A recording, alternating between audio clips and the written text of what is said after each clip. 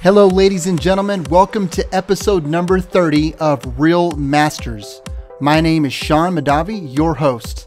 I'm the founder of Realbies.com, a site dedicated to helping realtors elevate their businesses. The title for today's interview is How to Automate Your Real Estate Biz. We're covering strengths and weaknesses, what automation looks like, the highest dollar producing activity, lead generation, and video. So let me tell you a little bit about Curtis. First off, I've known him for close to 6 years. I consider him a close friend. Curtis runs a highly successful real estate team in the Phoenix, Arizona market. Having sold over 3,000 residential homes, the Wall Street Journal ranked his team as one of the top 50 out of 1.2 million realtors in America. Everybody calls him Arizona's top real estate marketer. He's one of the most connected and sought after real estate minds in the business. He's a headline speaker, trainer, coach, motivator, and out-of-the-box strategist. His experience has given him a unique perspective to solve problems for many real estate top producers across the country. See, the thing is, he saw a major problem in real estate and set out to solve it. After years of dissecting the real estate transaction and discovering the key elements that affect the sale, he literally flipped the typical real estate transaction on its head. He systematized the process with his exclusive 89-step no-risk home sale and 47-step home discovery and acquisition method. These two exclusive programs give Curtis and his team a huge advantage when competing against both average agents, as well as seasoned top producers. Nobody in the market has a comprehensive solution as Curtis Johnson Realty. Some of the places he's been featured are the cover of Realtor Magazine, CNN Money Magazine, co-hosting on HGTV, and he's been all over local TV and print. Curtis has been the voice of reason trying to make sense of the Arizona housing mess and recovery. So without further ado, welcome Curtis Johnson. Curtis, thank you so much for being on today, man. We're going to have a lot of fun, man. I appreciate this. Yeah, it's a pretty high bar to live up to. That sounds it's good to hear all those things and go, wow, that's impressive. But you know, it's because we've got a good team and we're always learning and growing. Just like you, you know, school's never out for the pro. You're always learning and trying to pick up little strategies, even if you can increase 1 or 2%. So always learning and growing. So thanks a lot for having me on today. Yeah, man. I felt like as I was reading that, like I just could picture a cape flying, just like waving in the wind, like a superhero or something. Yeah, it's all about putting lipstick on the pig, right? Exactly. Well, you're hardly a pig, my friend. So I want to do this. I'm going to take us back to old school. When you and I met, it's been we've known each other for, I don't know, 5 years, maybe 6 years. Yeah, I was going to say 5-6 years probably, yeah. And when we first met, I was with Kinder Reese Real Estate Partners. Yeah. I think, I don't know how we got connected somehow, you know, obviously through that whole real estate coaching scene and speaking scene and event scene. And, you know, I immediately grew an affinity for you because you are like a mad scientist when it comes to transactions. And you know, and I talked a little bit about in your bio, when a mad scientist when it comes to systematizing your business, but not so much that, but really just tweaking and looking for ways to make more money during a transaction, bring more value to consumers. Right. So I just wanted to kind of like just honor you for that, first of all, because not a lot of people think like that. They don't think big picture. They think so just, you know, like just like focusing on one little thing and don't really think big picture. So I just want to commend you for that. So why are you like that? Like, what makes you different from the average real estate agent? To just open up your brain for a moment and kind of let us peer in. Well, I'd say the biggest one is I don't want to lose, right? And so, you know, it's what drives you. Is it the will to win or the fear of losing? To me, you know, the more I learn about myself, the more, you know, each one of us have God-given abilities and talents that the closer we can get to that, that's where we're going to be at our best. And that's where we're going to be doing that. And I think I've got some skills in the sales side and stuff like that. But the biggest thing is I get scared or fearful of not being prepared, of not being able to bring more value and be able to do that. So I've got, I've got a contagious desire to be always learning from somebody else. And so you're wondering, how did we meet? Well, it wasn't on accident, just so you know. If you think it was on accident, that's a win for me. I'd heard a lot about you for, probably a year or two before I'd actually met. I'd kind of probably stalked you and tried to figure out, and I knew that you were going to be there at the conference, and found out who you were exactly. And, so I'm like, hey, want to talk to you for a little bit, invited you to dinner. I said, hey, let me go pick your brain, figure out where you wanted to go eat, and said, let's go, man, block out and took you. And then, going with like Robert Cialdini, the, power of reciprocation, buying you dinner, then I knew I could get you to do some consulting for me and helping me out, and it was just fantastic. I don't know, you've given me so much good advice over the years that's been so beneficial. That's when you asked me to do this, I was so excited about it. I'm like, yeah, anything I can do to help out and help out someone that's winning. So why do I think more strategically than tactically?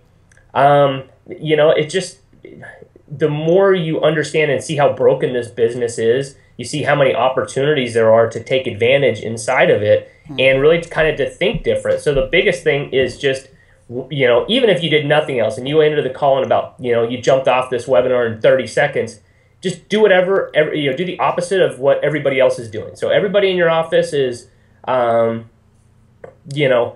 with people in the house, meet with them in your office. If everybody meeting with the clients in the office, buy an RV and meet with them in an RV. If everybody's wearing shorts, wear a suit. If everybody's wearing a suit, wear shorts. I mean, do something that stands out and is different.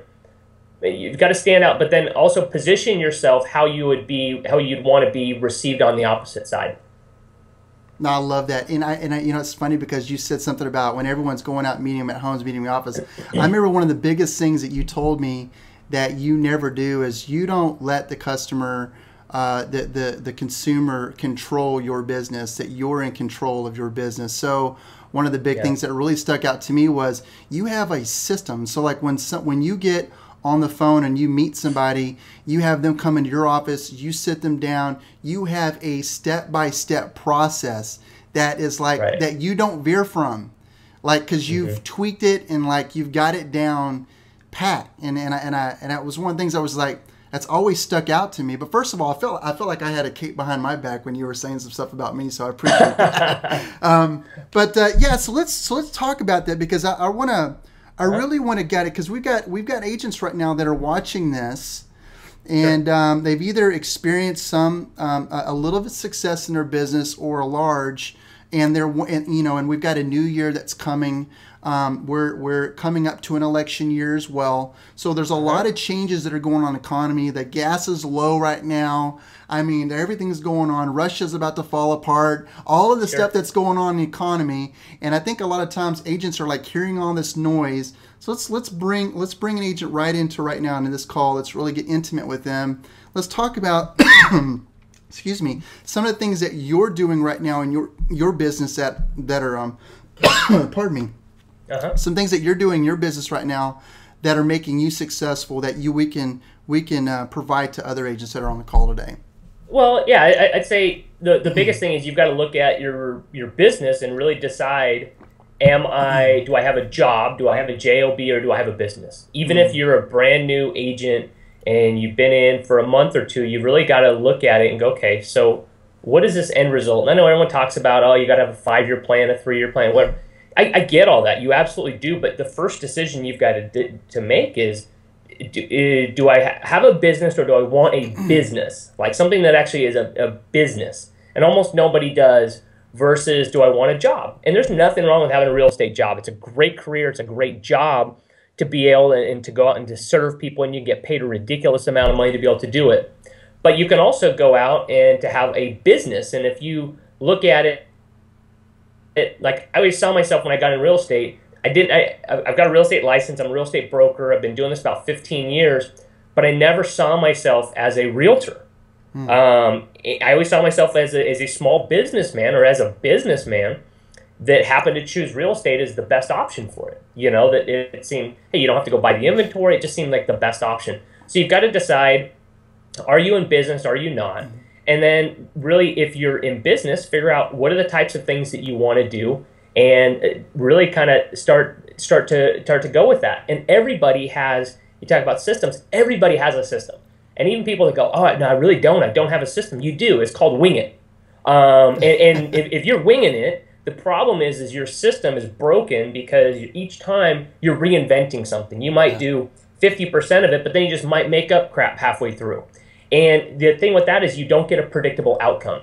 So even if you've got the wrong system, it's better to say, okay, I'm going to do A, B, C, and D, because as you do that, you'll start to see what works and what doesn't. So many times people wing it, and they don't know what they did wrong, but they also don't know what they did right. Even because it's the worst thing is if you wing it and you have success, which most people do. They'll wing it, they'll sell a house or two, and they'll think, oh, I dropped pumpkin seeds on their door, and they called me back and sold their house, so that must be the strategy. If I just put pumpkin seeds on everyone's door, that's what they're going to do. And it wasn't that. It just happened to be that you just caught them at the right time or the right place. So keep to a system until you can figure out if it works or if it doesn't, and then you can start interchanging the variable piece, right? Change one item at a time. That's probably where I fall short the most. Is I'm like, well, scrap that. Let's start over. Let's change all these different things. But you change one variable at a time, and you can start to see what works and what doesn't. Yeah. Yeah, no, I was, it's funny because I recently did I did a short little survey to a small group of agents, and one of the things that we talked about was it always seems the biggest problem is always getting leads. It's always a leads issue, right? And then I've been exploring this notion over the past few months that it's really not a lead generation problem. It's getting in front of more people and having meaningful conversations problem. And so, I want to talk specifically about, what you're doing to generate leads to your business. Because I have a funny story. I remember it's been a few years back, but we were going to a conference together, and in your neck of the woods. Actually, it was not too far from your place. You're like, hey, just come stay with me. And I stayed at your house. That's the kind of guy I am. And you are an amazing guy. And you have an amazing family. Your wife is amazing. Your kids are amazing. Yeah, and it was funny because I met one of your pets too. Your pet scorpion. I'm like, I forgot. We're in Arizona. We're in the desert, and you're like, Sean, it's scorpions here are like cockroaches in Texas. Just get over it, man. Yeah. No, my little 6-year-old, he likes to go out in the back. Get out the black light and go killing the scorpions and stuff, and we live in their land. There's scorpions out there, I hate scorpions, but one of the things that I was like, I was intrigued by, we're talking about lead generation. This is a good segue into lead generation. Scorpions. I want to see you pull this off. When I was in your office, you had a laptop that was just by itself, and it was sitting on the table and it was moving. It was stuff going on. Yeah. And I was like, what's going on here? You're like, oh, that's my assistant. I have a virtual assistant. All she does all day long is she's going on Craigslist, right. and I was like, dude, I don't know if I high-fived you at that time, but I was like, wow, what just how awesome is that to know like the investment that you're making in a virtual assistant and what she's doing for you on Craigslist. And with the leads that you're generating from that. So let's and I'm not telling you to break down that system for us. Yeah, but no, that's fine. Give some low cost, no cost ways that you're seeing right now in your business that are great ways for agents to get more meaningful conversations, get more face-to-face conversations with people. Right. Well, I think everything's about. I think the first thing you have to do is understand yourself and understand your personality style, your traits, and the things that you're going to do really good at and the things that maybe you're going to struggle at. Like me, I don't really have a problem going out talking to people or even selling something or whatever. Where other people, they might be really, really good at connecting with someone, but they're not going to be the ones that are going to pick up the phone initially. They're going to hide behind email. They're going to do these different things.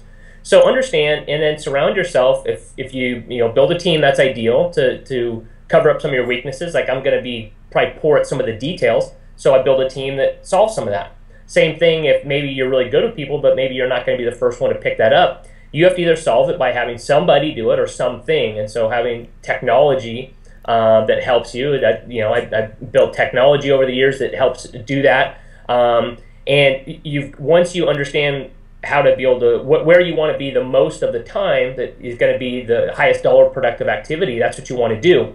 Then you can do all kinds of different things with that. You can hire people, you can hire virtual assistants, and they can reach out. They could even set up, if they're not going to set up appointments, they could set up callbacks for you. And they can do that pretty inexpensively to be able to do that. You can use, technology. I'm big into video. I know we're going to talk a little bit about that, whether it's, doing, BombBomb or doing some, we've got that built into our technology that you quickly send a video email. So even if maybe you're a little bit nervous being face-to-face with someone, most people can cut a video and still be able to have that make an impact with them. So there's a lot of things you can be able to do that. But going back to your point is you do have to have a lot of leads in order to be able to be paid a lot of money. When I first started out in real estate, I didn't have any leads. And I actually, the very first day, I'll just kind of share a quick story if I can. The very first day I got into real estate, or actually like about 2 weeks before, I knew I was going to get into real estate full time. And so I actually paid a lot of money for a magazine ad, a full page ad, the very first morning, I kid you not, right? So it came out on a Friday. The very first Saturday morning, I didn't have like a cell phone, I didn't have anything, but I did have a $2.50 a month distinctive ring feature on our home phone. So first morning, Saturday morning, we're having breakfast, all of a sudden the phone rings, and I'm like, oh, it's on, right? And I talk to the person, and we go through, and I almost set an appointment, not really, but it was a good follow-up. And I'm like, dude, this is like, turn the machine on, because it's just, cash is just going to start flowing out. It's just going on. So 2 months later, I got my second call, and that was such a tragic experience, sitting there waiting for the second call and not, and not doing that. So I'd walk neighborhoods and put flyers out, and I remember getting chased by security guards in apartment complexes putting flyers out, and cold callings, back when you could cold call, and I'd call them up and I'd bring lists of houses by them, and they'd get all freaked out, like, what's this guy doing? But I'm like, I gotta make something happen. So I was like hunting, right? And I know you're big on, hunting versus attracting. Hunting does not set you up as a professional, right? You're chasing people. Yeah. But unfortunately, until you have enough money, sometimes you got to hunt, right? You got to go hunt cancel expired. You got to hunt FSBOs. You got to walk neighborhoods. You got to talk to your sphere. You got to do those different things. But even with technology, even now, the cost before to be able to generate a lead, it might be, in some cases, $2,000, $3,000, $4,000 to run some really good, homes magazines on a long-term basis, a 6-month, 12-month contract. Now, I'm certified in Google AdWords and stuff, but you could go out today, you could go run an ad and, you could be able to generate a lead for $20, $30. You can go out and test some different things. You can manually go out, even though Craigslist doesn't necessarily let you put links on, you can go out and for free in most areas, you could learn to be able to put some ads out there. And it's going to take you a little bit more work than maybe a year ago, but you can go out and be able to do that. So when you talk about low cost, no cost stuff, first, you got to earn the right to be able to respect your money, to be able to spend money later, to be able to make that process easier. But I encourage everybody, even if you were some trust fund baby that came into real estate and had all this money, go out and earn that, right? Go out and hunt for a little while, get your head kicked in a few times, and what that'll do is that'll make you appreciate when you've got a little bit of money and you can spend and you can be able to attract those leads so that you don't take it for granted and you can be able to convert them faster and better. I love that. It was funny because you were talking about the ad, and you got the first car, and you're like, oh yeah. I remember the first time I ever did my PPC campaign back in my credit repair days, and I had, and this was like 2008. When really kind of the internet was like the wild, wild west. Sure. And I put this campaign together. And back then, they didn't have a minimum. So they would just keep charging your car. And, I didn't understand the amounts. And I remember just going like, so is this working or not? So I would go find my ad and I would click on it. Oh, no. And just to go to see if it was working. And no. And I would be like, yeah, I got leads, but they're mostly like test leads. Yeah, it was you. They're me, they're other people, whatever you do, don't tell a bunch of people that you're doing PPC or they'll go out and click them. Like, okay, I want to go see what that ad is. I'll go run it. Exactly. Yeah, I had salespeople going and clicking the ads and stuff, but that's great. So, you know, one of the things I love is you're really like a pioneer when it comes to video. And I remember, I just remember you being in your studio, and you had a developer and a designer production company doing these beautiful videos. I mean, like you get a client. They come into your office, and you know, we don't have to reveal your whole process, but they come in your office. You sit them down, and you have this beautiful presentation for them that explains literally from A to Z exactly what's going to happen during the transaction, exactly the expectations. All the value is built in this video. It's like literally like the Rolls Royces of real estate explanation and value presentation. And I was just like, I was floored. And that was years ago. I'm sure today it's probably like, now it's like the McLaren now, or the Lamborghini. But I want to talk about that, because agents are really scared about video. They're like, you know, like right now we're doing video. This is fun, right? This is cool. It's not that hard to do. I'm supposed to be scared, right? Yeah, you know, like we're hiding now. Like I'm real timid. No, I'm kidding. Yeah, exactly.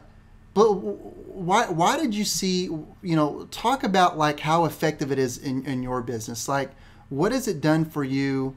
What are some ways that agents can leverage that? I'm not saying going out, and because I know you've probably spent tens of thousands of dollars in producing yours, but you've earned the right to do that because you've made great decisions in your business, and we want agents to get to that point now.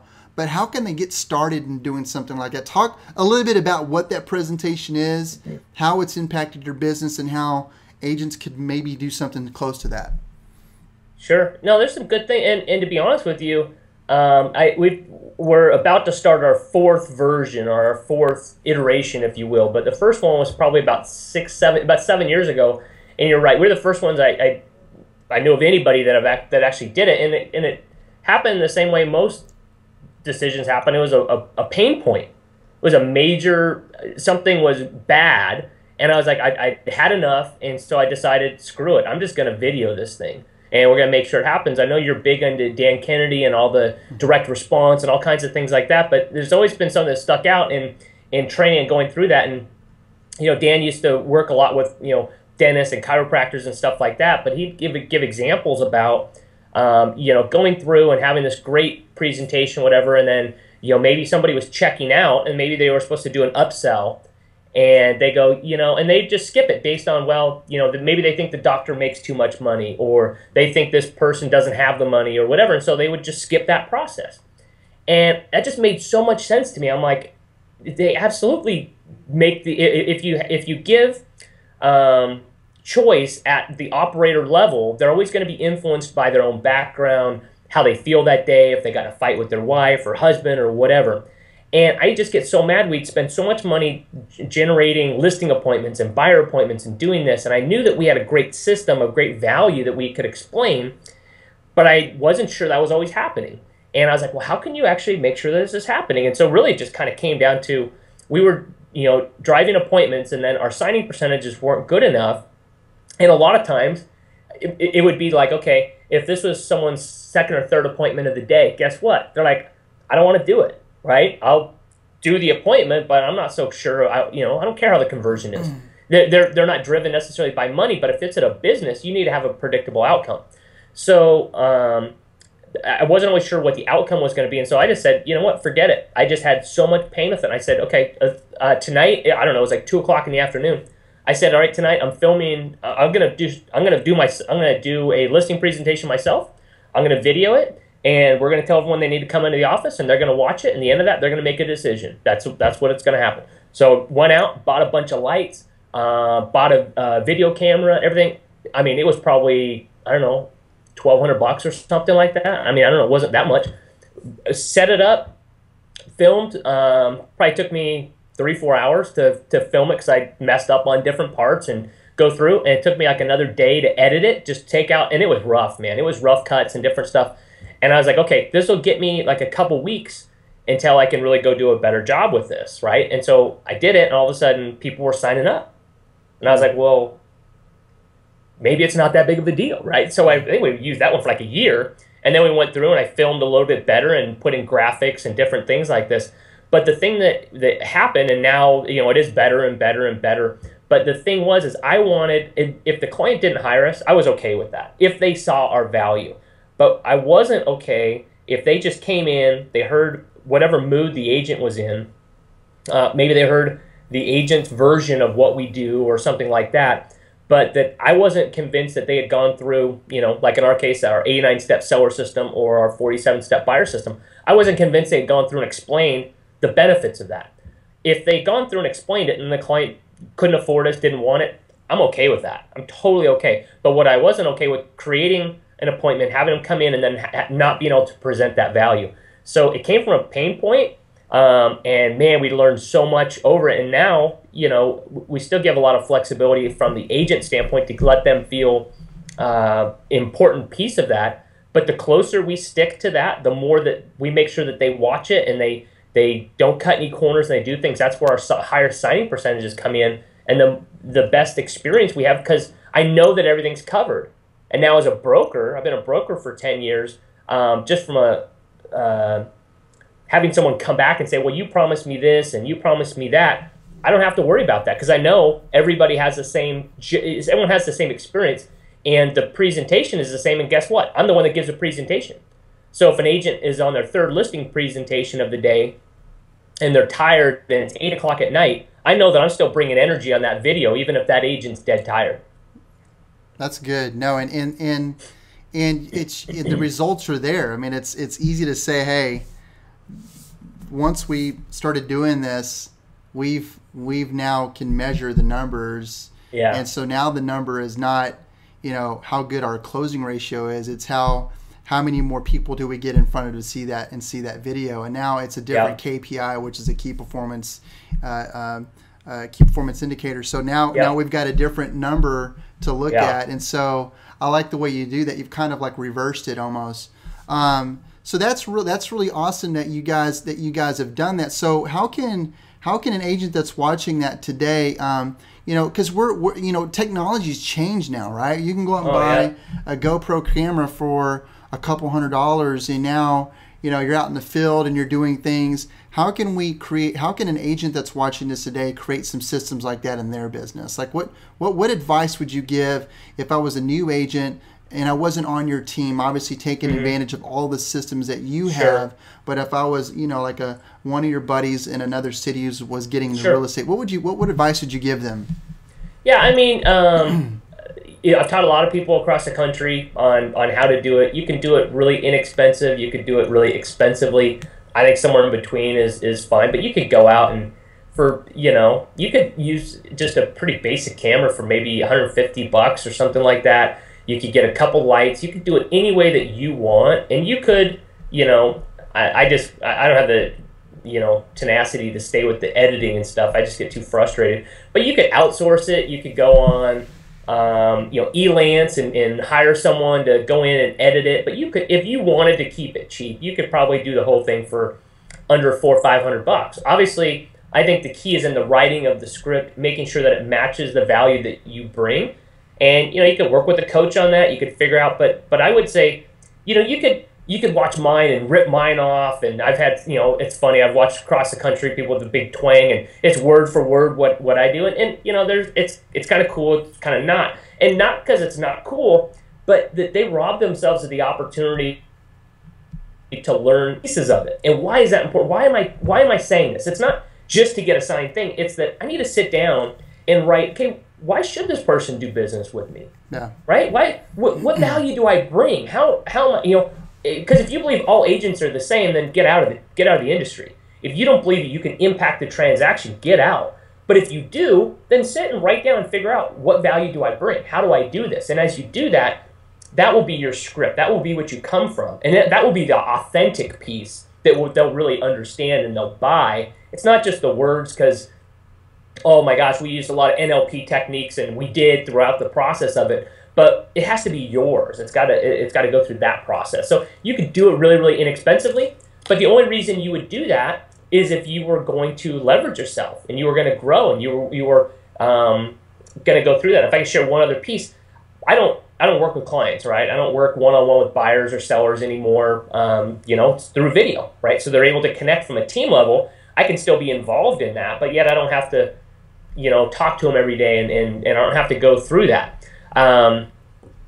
But if I were, I've worked with I've done like two presentations in the last man, it's been 9 years or so. One was a Arizona Cardinal football player I wanted to meet, and we had a great time. We hung out. One was like one of my really, really close friends. And here's what I know. Both times we went through and watched the video. Even with, I could, I wrote it. I know what I'm saying. I know what I'm doing. I could go through and do a pretty good job with it. But I also know that going through and doing that, there's key points that I hit that if I was going to, I would miss. Even if I was 90%, there's 10% in there that's really key that I would miss. I'm not perfect. There's no way. But when you get to go through and you can edit and you get to make it exactly how you want, you can get to convey the image and the process exactly that you want, and you don't have to worry, because everybody's had this. You're driving back from an appointment, or you get off the phone and you go, oh my gosh, I wish I had said blank. Everybody's had that. Yeah. And that's one of the things that you get to help move past. No, and you said something that was key when you said about ripping off other people's stuff, and we, let's just go ahead and address the 1,000-pound gorilla in the room. There's all this coaching out there. There's all this advice in real estate. There's trainings and all of these things out there. You and I know a lot of the coaches that are out there. I know you're doing some coaching as well, and there's a lot of I don't want to say noise, just to say Sure. Sound. There's a lot of different sounds in the real estate industry. Sure. And it's and I always say this from a branding perspective in my consulting business, that if you're going to build a brand, make sure in your video presentation or your listing presentation, all are an extension of your brand. If you're going to build a brand that is something that is not fake, that is something that you live and die by on a daily basis. So if you're going to take somebody's stuff word for word, it's probably not going to be, you're probably not going to be that person outside of the transaction on a normal basis. I want, when people meet me in the grocery store buying groceries with my kids, that it's exact same brand persona that I put in my professional career, right? And so, and I think real estate agents, small business owners, because that's what they are, they're entrepreneurs, need to understand that. You always hear this whole, well, I don't want my Facebook to be the same as my business, because my business is this and that. I'm like, real estate is a 24-hour business. It could be 9 o'clock at night having dinner with your family at the restaurant, and the waiter come up, and that might be a potential client for you. So that was interesting what you said, is make sure that you own it, right? Make sure that it's yours, that you inject your personality, we've missed the word, your vision, right? The vision that you have. When I tell people, like, get a vision statement, it's not just a statement. It's your vision is what the relationship is with you and your client, the vision that you have for the relationship. And so I think that's important. I'm glad you said that, Curtis, because that's a big deal. Go ahead. Can I add on to that? And I would say, with that, even though that our clients will watch the same exact video with a different agent here, right? You would expect that the signing percentages would be really, really close, or almost the same, right? Because they're going through the same experience. And it's not the case. There's a big gap between 90% and 50% signing percentage based on the congruency between, okay, so here I am on this video, and I'm saying, whether you're working with a buyer, I've got a buyer, I've got several different buyer videos. For a seller, I've got several different seller videos. But on the buyer side, were you able to connect enough to outfriend somebody else, right? So you saw all this, but is this congruent? Well, I don't know if I trust this person that's sitting in the room. Maybe I trust Curtis. I think we've proven that the video works and that they can believe me, but are this person saying the same thing as the person on the video? And the same thing on the listing side is, can they look across the table and say, yeah, okay, so, Curtis and I, we're going to get this done for you. We're going to be able to do this, versus they can't look you in the eye. The body posture's wrong. They can't do this. And so even though you can go through that same thing and you can narrow down the instances that you can kind of go off. It still does have a big impact on who that person in the room is. And I see that as a good thing. No, that's excellent. That's excellent. And I just I love. I think we're getting some really good value here. So agents, if you're watching this, I hope you're taking notes. Press rewind and watch it again if you need to. The second thing I wonder. Well, not second. I think we're like third or fourth right here. But I really want to hone in on we talk about systematizing your business. One of the things that you and I have a connection on is our CRM that we use. I know you're an Infusionsoft fan. I've been with Infusionsoft for several years now, and I don't know if you're still with them or not, but it's neither here nor there. But I want to really talk about your back end and the ability to follow up. It's a really sad statistic, and I mention this a lot on videos. So guys, if you've been watching all my videos, I always say this, but it's a really sad number that the number one reason why a consumer doesn't buy from a past real estate agent or is referred from a close friend of a real estate agent is because they can't remember their name. And I think that's a really sad statistic. And what that basically says to me, Curtis, is that we have a really bad, a big challenge in follow-up and being consistent with getting our name out there. How important is it to you in your business to have a solid a client retention management system, which is a CRM, and not just having it, but actually using all the functionality in it? What has that done for your business? I'm a huge advocate of it. Monstrous. That's really why, kind of toot my own horn or whatever. That's why I built Positioning for Profits, right? From a technology standpoint, is because that is the back end CRM that we use, right? And following up with clients, because I've used a lot of there's some great technologies out there. Man, there's so many good things. There's so many more better tools than there was 3 years ago, 5 years ago, 10 years ago, 15 years ago. But you got to find something that works for you. And that was really kind of how it was. Is a few top agents got together and built something that we used, right? So it wasn't like I'm not a computer geek or whatever and said I'm going to build a computer system to sell. No, we built something because the things we were using weren't working for buyers and sellers. And so we built it. It would force us to follow up because great agents don't follow up because they're great. They're great because they've got a system, right? And so a system actually just makes you so much better. Where a lot of people, especially in real estate, they might be high I personalities, and they're like, well, I need to be so individual that following a script or following a system, that makes me less of who I am. No, not at all. It makes you more of who you are because it lets less things fall through the crack, and it forces you to do the activities that you should be doing, but that left to your own, you wouldn't do. And that's exactly what it needs to be able to do. So a huge advocate of having those things, those reminders, those built-in things that you've got to be able to have vision into your business to be able to see, how am I doing, right? It's like if you're going to try and lose weight without a scale, and you're just like, I think I'm doing okay, and all you had was stretchy pants, right? You had nothing to gauge it by. How would you know if you're doing it? I guess I feel good, but guess what? You're with yourself so often you wouldn't be able to tell, especially going through the holidays. So you've got to have some type of feedback mechanism and some type of system to be able to track leads, capture them, and then don't ever let them out of your sight.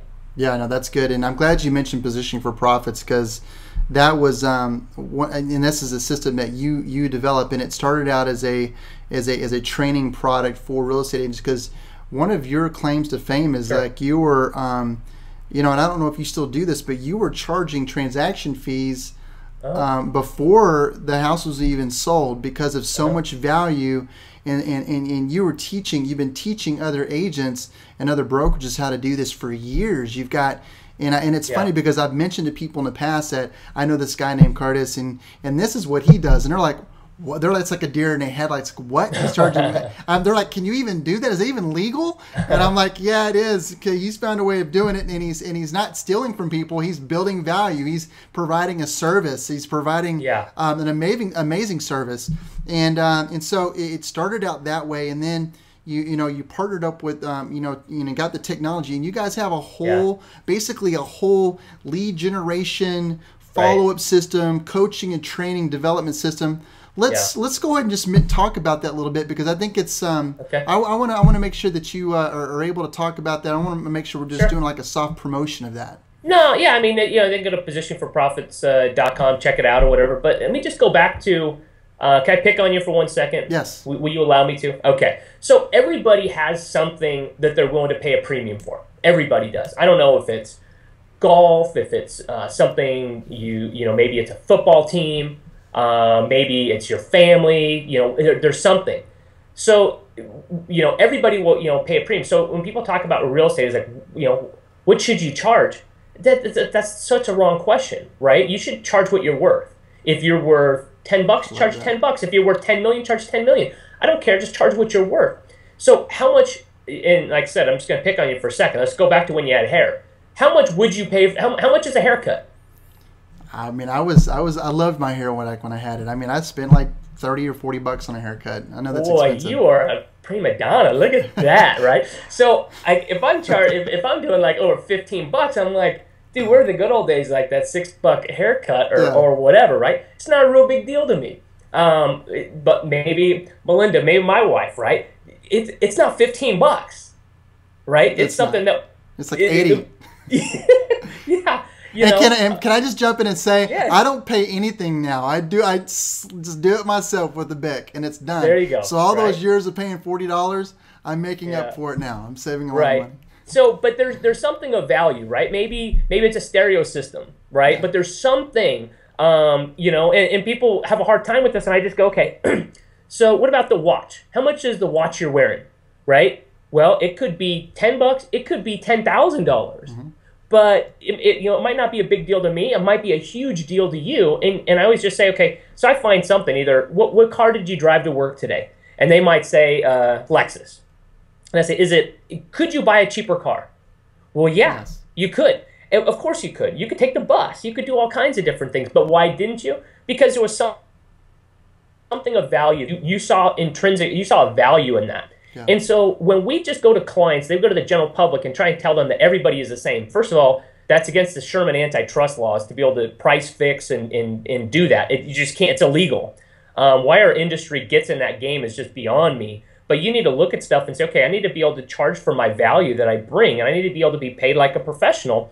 When there's things that are of value, people will pay a premium for it. If they really don't care about their house and getting top dollar for it, they can hire anybody. But let's say if they're about to lose their house, would it be important to have a professional? Yeah, I think it would be. What about if it's a luxury house? Or what about if it's someone that wants to, they have to sell and they have to do it at a certain time frame and they have to get paid, they have to get as much money out of it as possible. They better hire an expert, you know what? And that expert should charge what they're worth. Exactly. And so when we do that, we've got to separate ourselves and make sure that we're not just one of the masses, that we separate ourselves, because there are clients out there. There's going to be some that are going to choose the lowest, the cheapest, no matter what. They're going to ride the bus. That's just what they're going to do. Don't live your life dealing with those people. No, and I love that. And, and I mean, I know firsthand. I mean, I know I can literally mention and name like Adam Hergenrother, and he will tell you unequivocally that because of you and your system, that it literally changed his real estate business forever.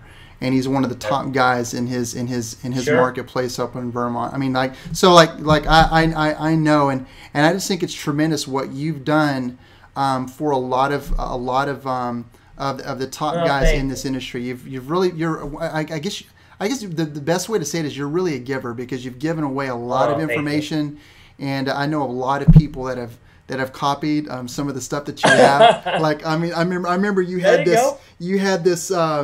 this laminated card, and you developed that whole thing, and it was literally like your agents. Like a big old menu, right? It was just beautiful, and like I remember you brought that to a conference, and I'm not even going to mention which conference it was, and it wasn't maybe a couple months later the whole thing was copied, and other people had it. So I won't even go down that road, but it's interesting to see some of the stuff that you've done. So I really appreciate you talking about that and sharing today. So listen, we're coming up to the end of this conversation, but here's what I want to do. If you're up to it, I'd love to have you back on for Realbies, and maybe we can dive deeper, and maybe we can put a little training together for agents Whatever you want, whatever they see value in, I want to help out. You've given me a ton, and it's always about learning, and sometimes when you're teaching, if you will, you learn as much as anybody else. It forces you to have to be on your game. So absolutely. Yeah, so awesome. What man, like I said, I really appreciate you coming today. I really appreciate you taking time out of your busy schedule. I know you're a busy man. And I guess the Cardinals are doing well right now, huh? Yeah, that's the rumor. If they can keep a quarterback without if they didn't need a quarterback with knees, I think they'd be in pretty good shape right now, right? They just keep losing their quarterbacks, and so maybe they just go Wildcat all the time and see if we can get to the Super Bowl. That's okay. I mean, we've got a robot on for the Dallas Cowboys. I don't know how Tony Romo's sticking together, but you know what? He's doing a good job. We're 10-4 right now, so there you go. I'm excited. We'll see what happens. Maybe the Super Bowl's out in Arizona, so maybe you'll come out again. Hey, you know what? We'll do it up Arizona style. I would do that. I would love to come visit, as long as you hire an exterminator before I come. Yeah, we got the exterminators, right? Absolutely, but I wouldn't want to rob you of the opportunity to play with our friendly scorpions out here.